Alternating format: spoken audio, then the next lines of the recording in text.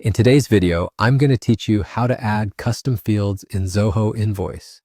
Whether you're tailoring your invoicing system to better fit your business needs or simply wanting to capture more specific information, learning how to customize the fields in Zoho Invoice can make a significant difference in your invoicing process.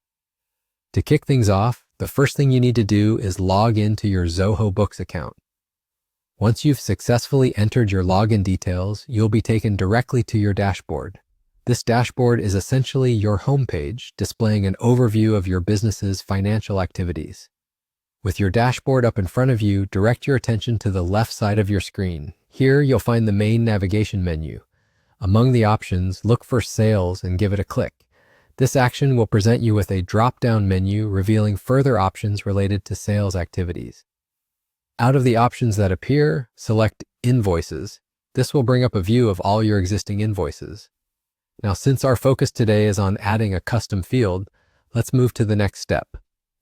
In the upper right corner of your screen, you'll notice 3 horizontal dots. Click on these dots. A small menu will appear with several actions you can perform.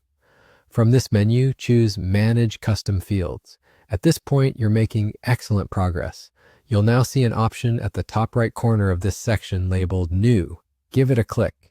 This action creates a new custom field for your invoices. You'll be directed to a new page specifically for creating this field. Here, you can type in a label name for your custom field. This is essentially the title for the new data point you're capturing, so choose something that clearly represents the information you're looking to gather. After entering a label name, the next thing to focus on is the Data Type section.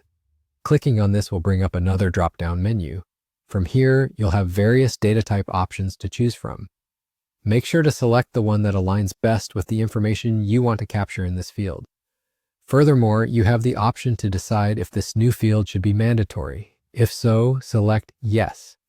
You can also choose to have this field appear in all PDF versions of your invoices by checking the appropriate box. Once you've made all your selections and everything is in its place, it's time for the final step. Click the Save button, and there you have it.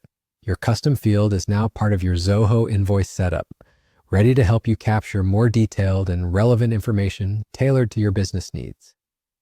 Thank you for following along with this guide on adding custom fields in Zoho Invoice.